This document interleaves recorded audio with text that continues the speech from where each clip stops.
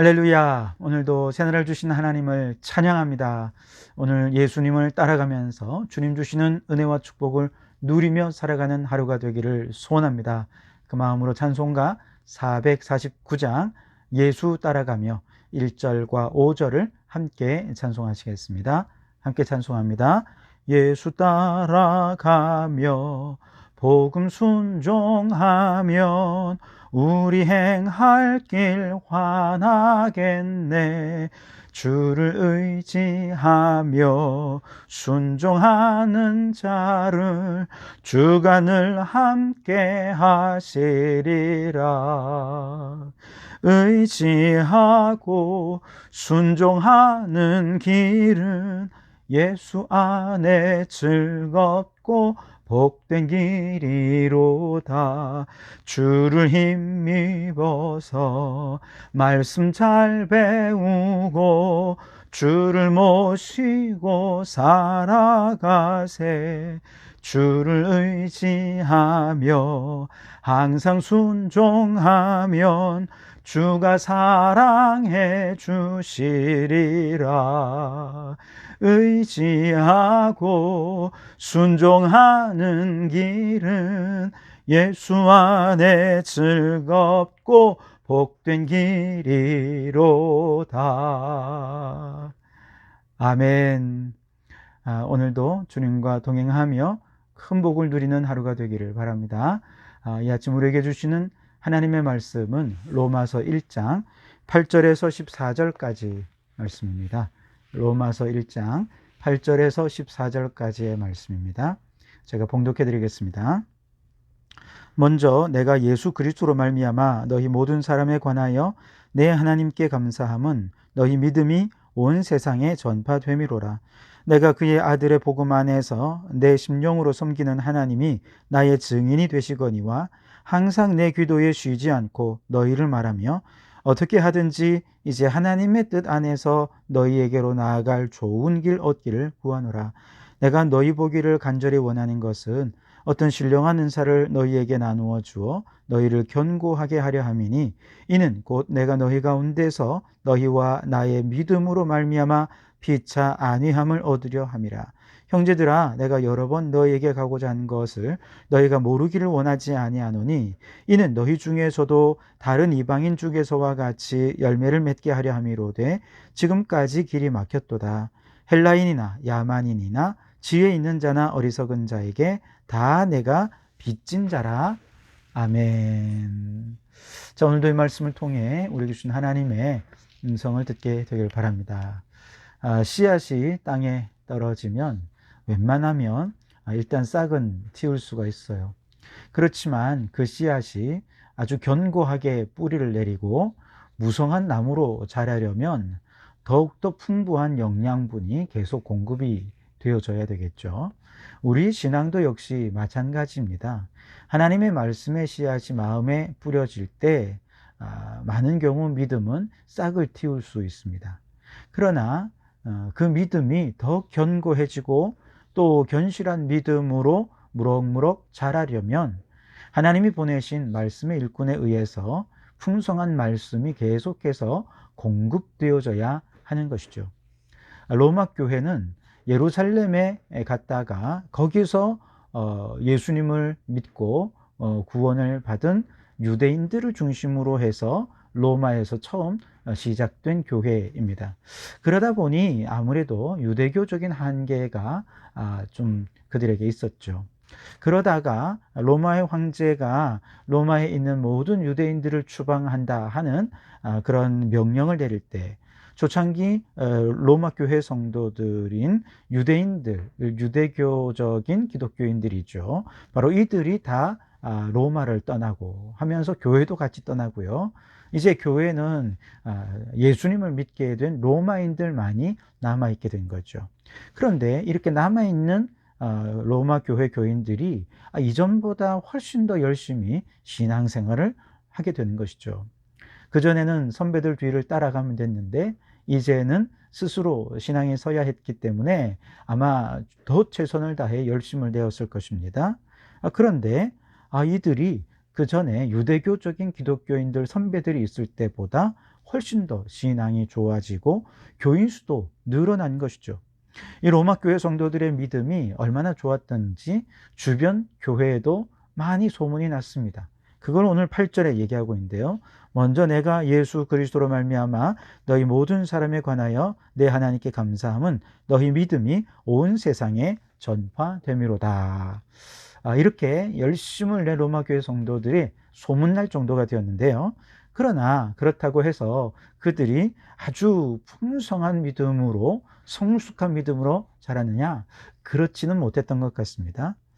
왜냐하면 하나님이 세우신 말씀의 일꾼으로부터 신령한 말씀이 그들에게 아주 풍성하게 공급이 되어져야 되는데, 사실 그들을 가르칠 수 있는 사람이 그동안 아무도 없었거든요. 그저 자생적으로 함께 공부하면서 신앙생활을 했을 뿐입니다. 그래서 바울은 그 이야기를 들을 때마다 늘 안타까웠어요. 그래서 로마 교회를 위하여 기도하면서 주여 로마에 가서 이 신령한 말씀의 은사를, 이 거룩한 영적 영양분을 풍성히 그들에게 공급해주고 나눌 수 있게 주여 길을 열어주십시오 기도했던 것이죠. 바로 그의 기도의 내용이 오늘 11절에 나오는데요. 내가 너희 보기를 간절히 원하는 것은 어떤 신령한 은사를 너희에게 나누어 주어 너희를 견고하게 하려 함이니. 어떤 신령한 은사가 무엇입니까? 말씀의 은사죠. 하나님의 말씀의 은사를 나누어 주고 거룩한 성령의 은사를 나누어 줘서 정말 로마 교회 성도들도 깊이 뿌리 내리는 신앙, 그리고 무성한 가지와 또 열매들을 맺는 그런 풍성한 열매 맺는 신앙으로 좀 도와주고 싶은 마음들이 바울에게는 아주 간절했던 것이죠. 그래서 기도만 한 것이 아니라 로마에 가기 위해 여러 차례 계획을 세웠지만 안타깝게도 이런저런 일들 때문에 그만 길이 막혀서 가지 못하게 되었습니다. 13절 말씀에 형제들아 내가 여러분 너희에게 가고자 한 것을 너희가 모르기를 원하지 아니하노니 이는 너희 중에서도 다른 이방인 중에서와 같이 열매를 맺게 하려 함이로되 지금까지 길이 막혔도다. 자, 여러분 가고 싶은 마음은 있지만 그들에게 풍성한 말씀을 전해주고 싶지만 계속 가지 못할 때 얼마나 마음이 안타까웠겠습니까? 정말 그들에게 가서 이 말씀을 공급해주고 싶은 바울의 이 간절한 마음이 느껴지시나요? 바울은 바로 이런 마음을 오늘 14절 하반절에서 빚진 자의 마음으로 묘사하고 있습니다. 헬라인이나 야만인이나 지혜 있는 자나 어리석은 자에게 다 내가 빚진 자라 그렇게 얘기를 하죠. 바울은 이런 모든 사람들에게 빚진 자의 의식을 가지고 있었어요. 여러분, 바울이 그렇다고 무슨 빚을 졌습니까? 로마 교회 성도들에게 돈이라도 빌렸을까요? 그렇지 않겠죠. 만난 적도 없는걸요. 밥이라도 얻어먹었을까요? 그렇지 않을 겁니다. 아니면 로마 교인들에게 또 다른 의미에서 신세를 진 적이 있을까요? 그렇지도 않습니다. 바울이 진 빚은 바로 이런 세상적인 빚이 아니고요. 말씀의 빚입니다. 또 복음의 빚입니다. 생명의 빚입니다. 우리나라도 사실 서방 국가들의 복음의 빚을 많이 졌죠. 왜냐하면 서구의 선교사님들이 우리나라에 말씀이 미개한 우리나라에 직접 오셔서 말씀을 전해주지 않았다면 이 나라는 아마 지금처럼 복음이 이렇게 활발하게 꽃피우지 못했을 것이고 또 문화적인 측면에서도 문명의 개화가 아마 늦어졌을지도 모릅니다. 그런데 선교사님들이 이 땅에 오셔서 복음을 전하기 위해 정말 많은 고초를 겪고 그렇게 해서 오늘 이렇게 풍성한 열매로 자라날 수 있게 된 것이죠. 특별히 우리 부산 경남 지역에 최초로 오셔서 선교사역을 하신 분은 데이비스 호주 선교사님이죠. 하지만 이분은 복음을 전하기 위해 일종의 선교 탐색 여행을 다녀온 이후에 본격적인 선교를 하기 위해 시작하려 할 때 그만 병에 걸려 돌아가시고 말았습니다. 하지만 이 소식이 호주 선교부에 전해지게 되면서 많은 분들이 하나님의 음성을 듣게 되고 우리 정말 이름도 없는 자그마한 나라 조선 땅에 와서 복음을 전하게 되는, 그래서 부산 경남 지역에 복음이 확장되는 그 기초를 놓은 분이 데이비스 선교사님입니다. 이처럼 당시 선교사님들이 아시아로 복음을 전하러 간다라고 할 때 그것은 자신들이 죽어서 들어갈 관을 짜가지고 왔다라고 말할 정도로 아주 열악한 환경에서 생명을 걸고 복음을 전했던 것이죠. 그러니 우리나라는 선교사님들에게 복음의 빚을 진 나라라 말할 수 있는 것이죠. 그런데 이런 서구의 선교사님도 아시아까지 와서 생명 걸고 복음을 전한 것은 그들도 복음의 빚진 자의 마음이 있었기 때문입니다. 누구에게 빚졌을까요? 아마도 사도 바울에게 빚졌다 하는 마음이 있지 않았겠습니까? 왜냐하면 사도 바울을 통해서 유럽으로 복음이 건너갔기 때문에 유럽의 복음이 전해지고 그 복음이 북미와 또 다른 서구 국가에 복음이 전해질 수 있었기 때문에 그렇죠. 그런데 또 사도 바울도 이렇게 고백해요. 나도 복음에 빚졌다. 그렇게 얘기합니다. 바울은 그럼 누구에게 복음에 빚졌습니까? 바로 예수님께 복음의 빚을 졌죠.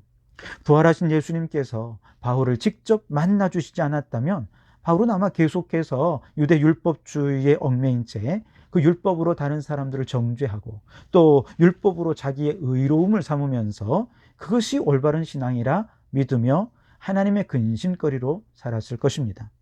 그가 부활하신 예수님을 만나지 않았다면 그는 계속해서 예수님을 이단의 괴수라 생각하고 예수 믿는 기독교인들을 잡아가두는 일에 앞장서면서 유대교에서는 영웅으로 대접을 받았겠지만 하나님께는 대적자로 인정받을 수밖에 없는 바로 그런 상황이 되어버렸을 것입니다. 그런데 부활하신 예수님께서 바울을 만나주신 것이죠. 그리고 복음을 알게 되었습니다. 구약의 예언자들의 예언의 진정한 의미가 바로 예수 그리스도 안에서 성취되었다는 사실을 비로소 깨닫게 된 것이죠. 그리고 예수 그리스도로 말미암아 진정한 구원의 길을 깨닫게 되었고 예수님과 함께 옛자를 십자가에 못 박고 예수님과 함께 새 사람으로 거듭나서 이제는 예수님을 주로 모시며 살아가는 복음 안에서 새 삶을 시작할 수 있게 된 것이죠. 바울은 예수 안에서 이 새 삶이 얼마나 놀랍고 고맙고 감사했던지 그는 그리스도 예수 안에 있는 자는 새로운 피조물이 되었다. 그러니 보라 새 것이 되었도다. 그렇게 새 것을 선포하고 고백할 정도였습니다. 이처럼 죽을 수밖에 없던 죄인을 살려주신 예수님께로부터 바울을 비롯한 우리 모든 성도들은 생명과 사랑의 빚을 졌습니다. 율법의 무지함 속에 살던 바울에게 복음의 빛을 비추신 예수님께로부터 바울은 복음의 빚을 졌습니다. 유대교의 가르침을 따라 구약만 알고 또 그것만 하나님의 말씀이라 여기던 바울에게 예수님께서 신약의 새 계명을 전해주시고 깨닫게 해주셨으니 그 예수님께로부터 바울은 말씀의 빚 지게 된 것이죠.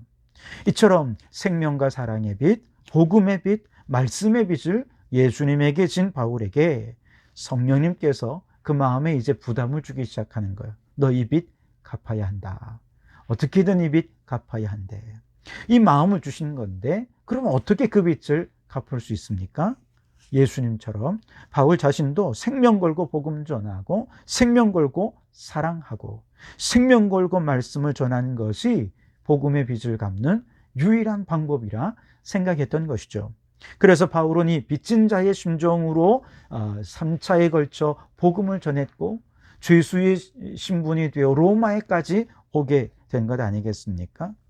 지금 바울은 로마의 교회에 빨리 가서 헬라인이든 야만인이든 지혜 있는 자든 어리석은 자든 상관없이 들을 귀 있는 사람이라면 모든 사람들에게 이 말씀을 공급해주고 그 성도들의 믿음을 견고하게 세워주고 싶다라고 하는 이 간절한 빚진 자의 마음이 그 안에 정말 큰 부담으로 작용했던 것이죠.